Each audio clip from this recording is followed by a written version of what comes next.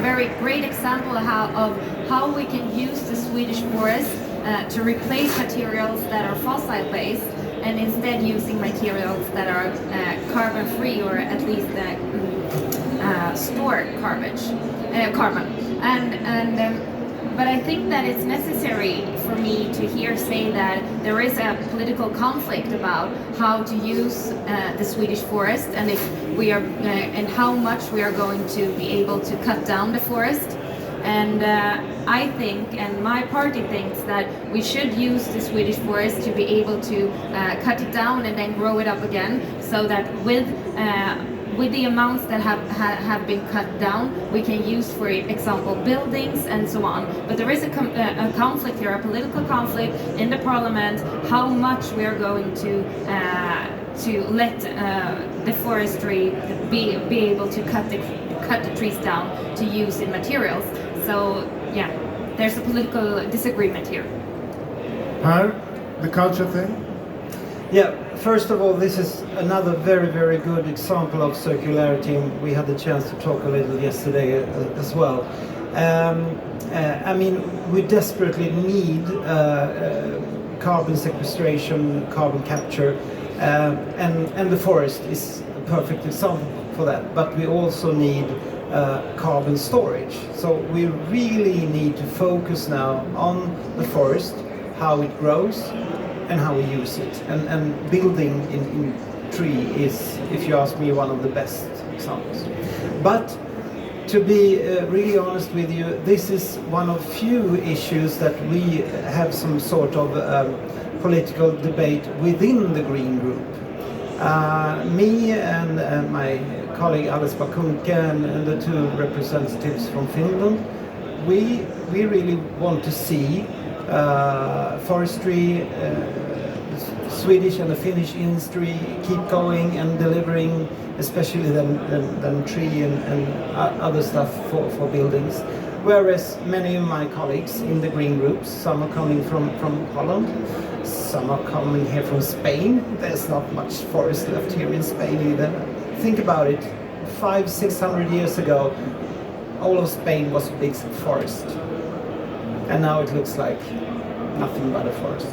So, I mean, when I discuss this with my fellow colleagues from other countries, on one hand, I do respect their perspective as they talk about, of course, biodiversity, etc., etc., which is the basic reason why they don't want any use of the forest at all.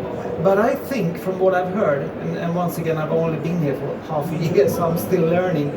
But what I think, what we need in other countries in Europe is a better way of keeping the biodiversity. And if we have that in the other countries, I think there should be some, hopefully, a way for some of my colleagues in the Green Group as well to understand that we have a very special situation in Sweden and Finland. But there is a political discussion, but I would actually think that you and I are closer than me and some of my Green colleagues, actually. And that is because we have a very special situation in Sweden and Finland, and of course we should use the forest. And a very special possibility. And possibilities, that is something that business like. The magic has happened. We have plenty of time left. So therefore I would like to ask LKAB and Vattenfall, are you satisfied with the questions? No, the questions you may be satisfied with, but the answers. Yeah, I think so, but it's also the theme for this conference. It's time for action. As Louise mentioned, we have talked about the permit procedures for 20 years and nothing has happened. There is no problem with the laws that is formed in the bottom of those processes. We have no problems to meet the standards when it comes to environmental permits and so on. The problem is the juridical system that has complicated the processes very much. So I hope that that is possible. And of course, we have been, me and Stefan sitting behind me, when it comes to the EU ETS, of course, we are very provocative to the conservative European steel industry when we demand to have the same rules when we produce blast furnace feed as they have. Because if they let us in, they have to reduce their CO2 emissions first by at least 25%, but step by step coming down to the level where we are. But of course, to do that, they need to invest in new, more energy efficient technology. Today, they have the same emissions as we had back in 1960, and that's close to a scandal. I hear it, and unfortunately there's a lot of other scandals as well when you look at that perspective. And that was one of my main points. We haven't done our homework for the last 25 years. So now we're running into a period hopefully during this legislation for 5 years ahead, that we really have to speed up the action. And then unfortunately in some cases we will have these sorts of dilemma with different interests that we have to try to do and do as good as possible and as fast as possible. Cecilia? I am also, in a way, I'm happy with Louise's response here with regard to permitting process, and I acknowledge, of course, that it is difficult.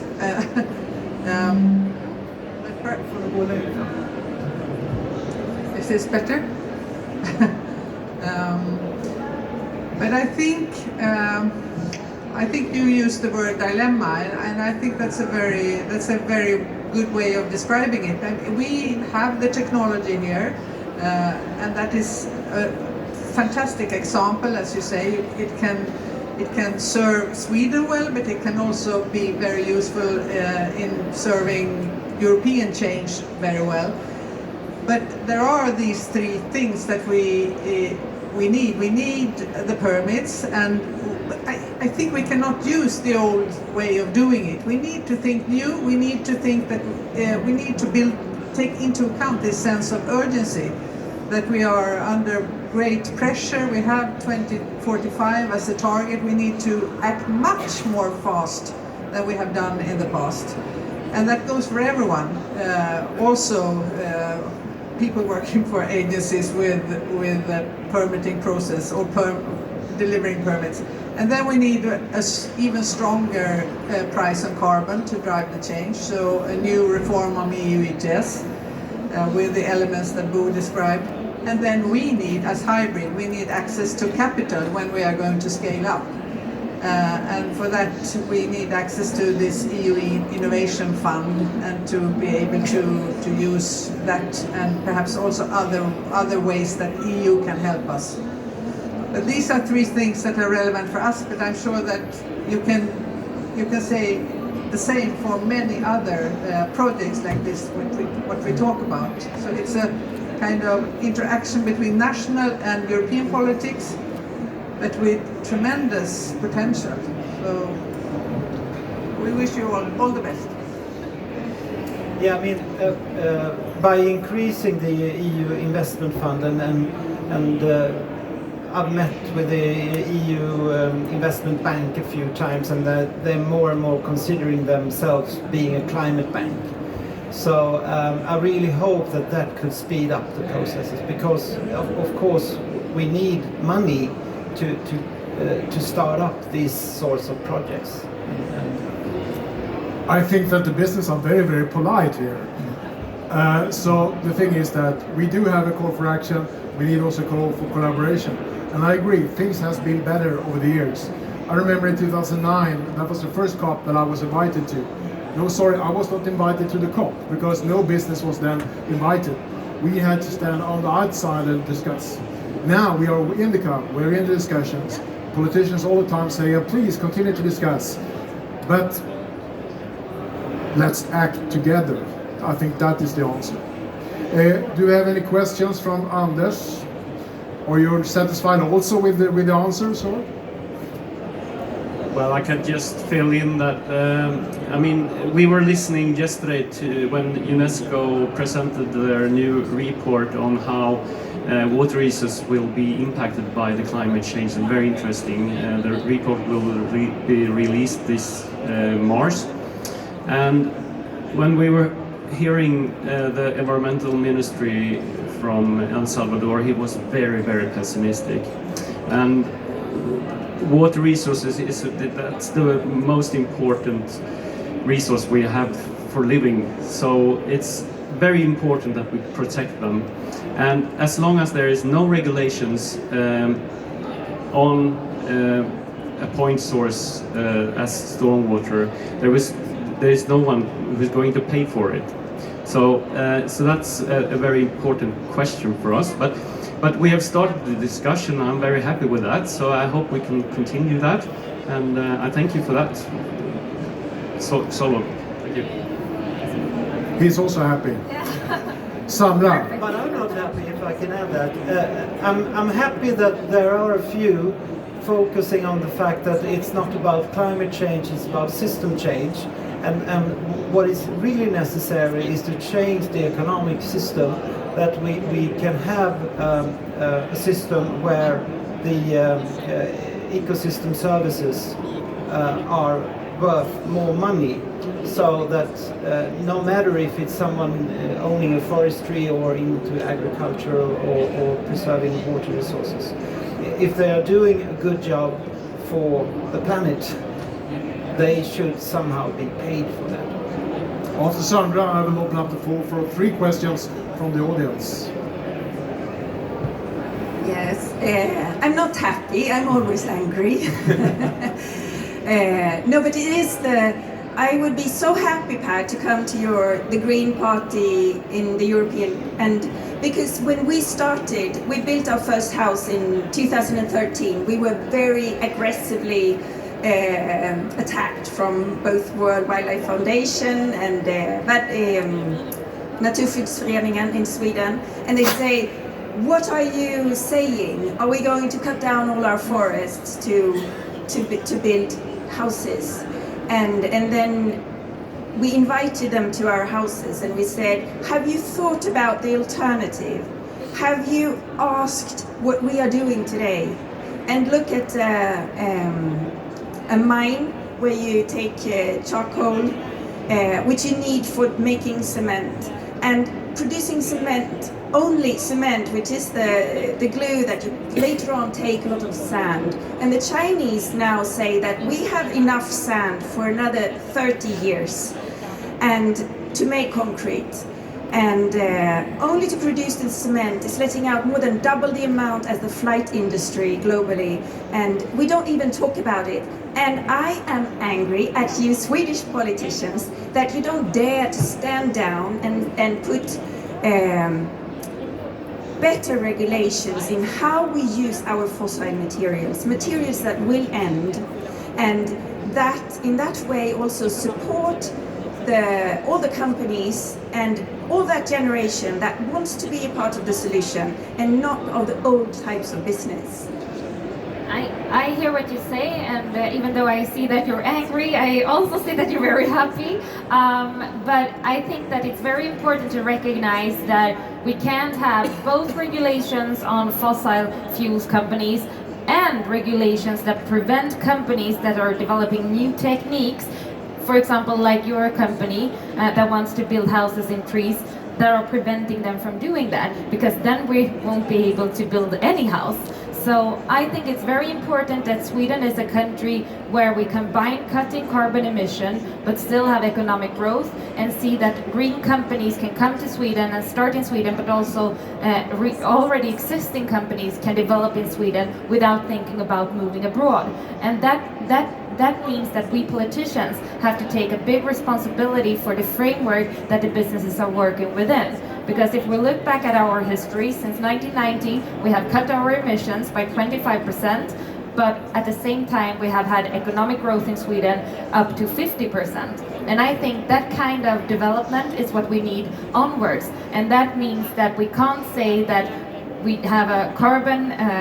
We put regulations on carbon and fossil fuels, but we also put regulations and prevent new technologies and new companies and companies that wants to cut their carbon emissions and say that they won't work either, because then we won't have anything, and the companies will see to other countries and trying to move abroad. And I think it's very important that companies like yours see the business opportunities here in Sweden, that our regulations allow you to build your tree houses.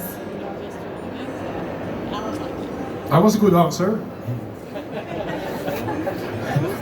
I can add something. I mean, this topic is so crucial, and it should be sort of the center point, actually. Most of the discussion so far when it comes to climate has been about flying less, which we of course should, and eating less meat, which we also of course should. But this is probably the central issue.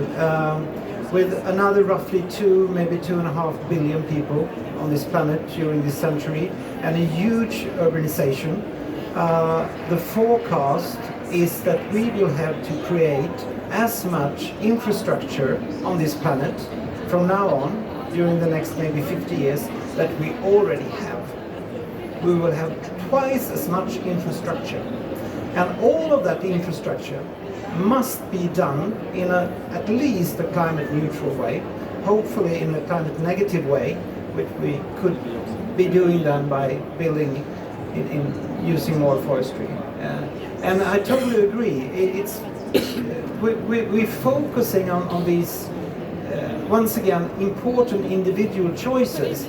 They are important, but we mustn't forget the on a global scale, the society's way of creating infrastructure. And then, of course, once again, we need politics that are brave enough to set the rules and the framework for that. Therefore, you need UN. This is a global matter. So make sure that we don't just focusing on the national, think big, think large.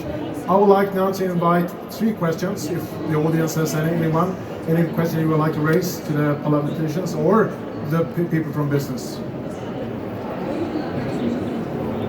Well, we have one there. Perfect. Johanna, could you please help me with the microphone? Hi there, my name is Morten Björk from Nordic, Sweden. I have a question. Which business models do you intend to use to make the technology you're discussing available to the parts of the world and the end users that today do not have access or funding for the technology? That's a very good question. We'll take the next question also. My name is Carolina Limanjarus, and I'm from Business Sweden.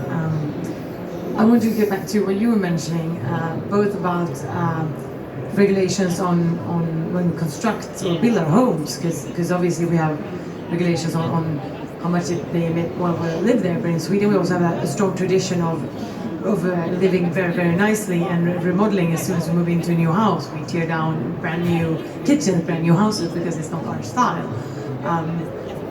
If there are any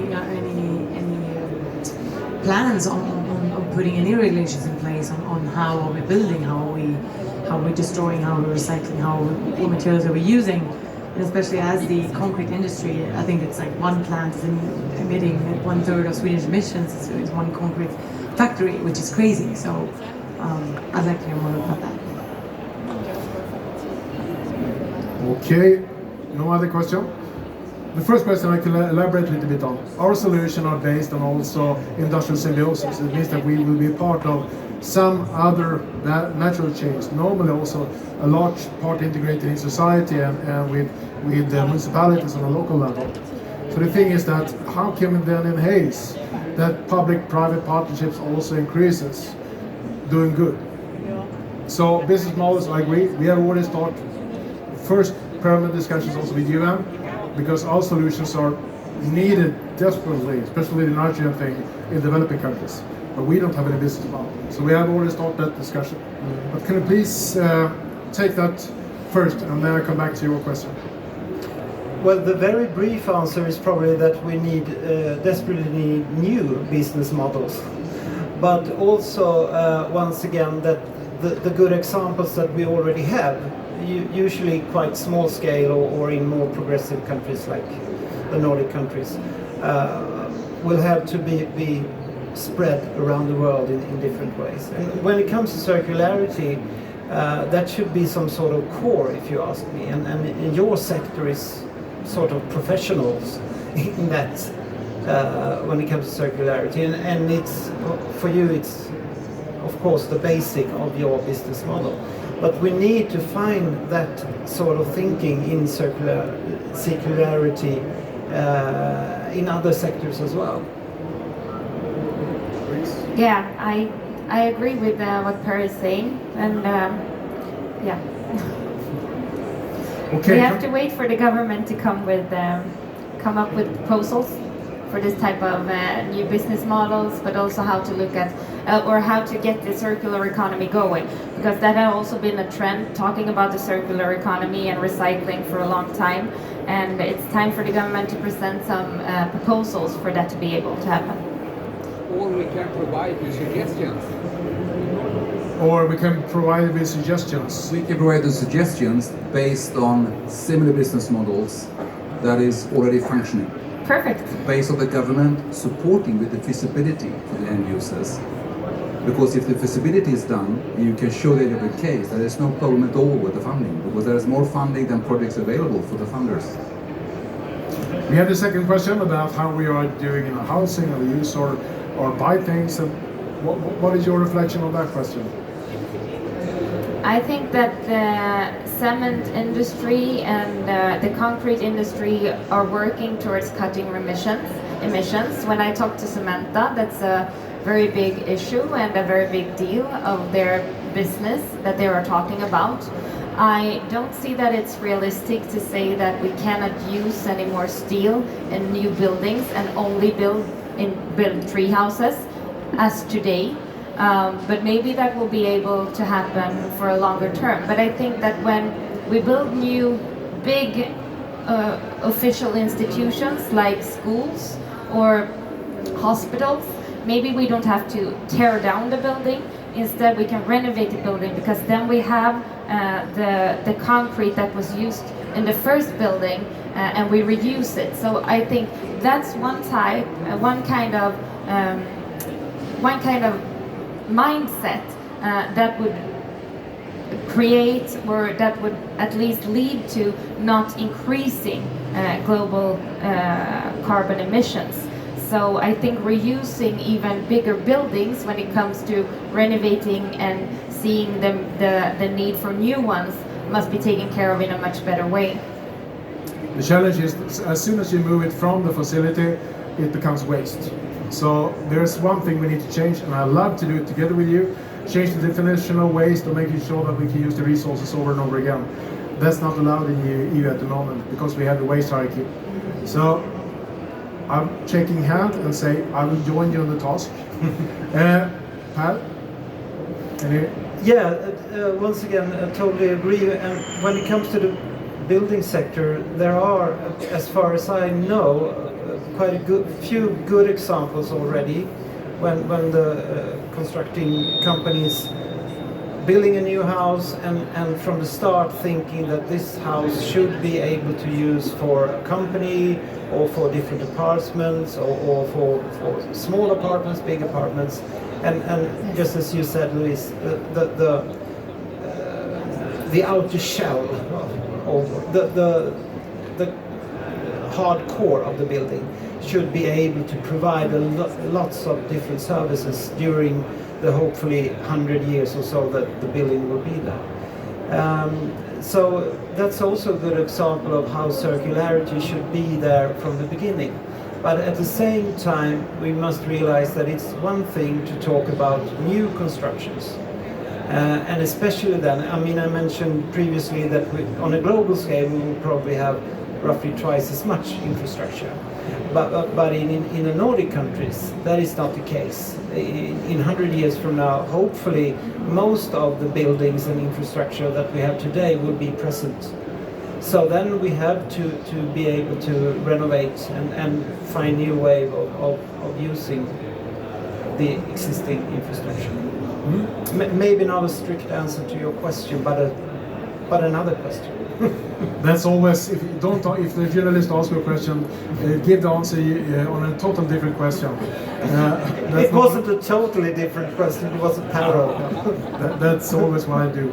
Anyway, we are in the end of the session. I will bring in 3 things to the next session that we start in 1 o'clock.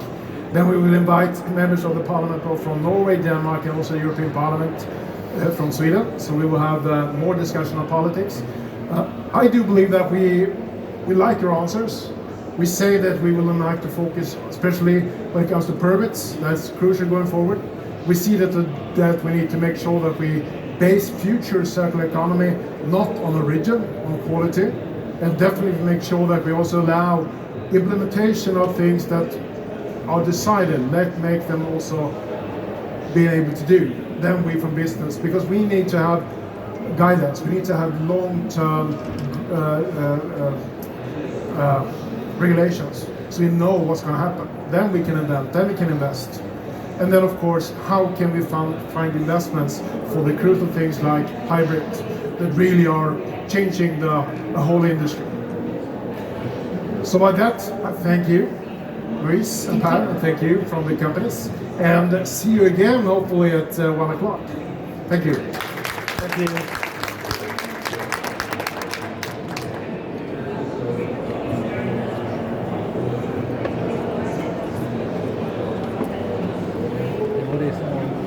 That was the fault for it.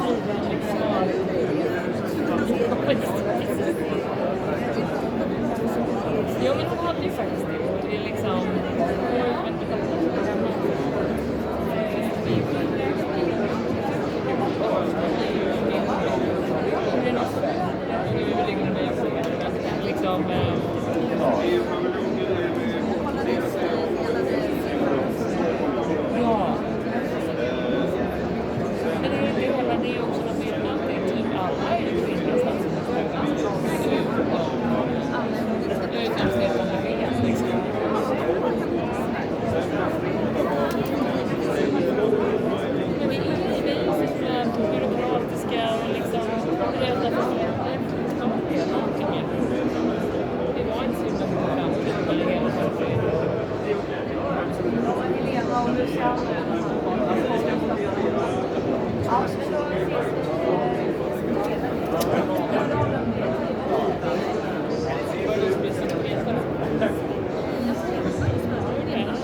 du lyssnat på Greta idag? Ja. Men du kom inte in va, utan man fick lyssna på skärmarna? Vad sa du? Lyssna på skärmarna va? Nej, jag kom in.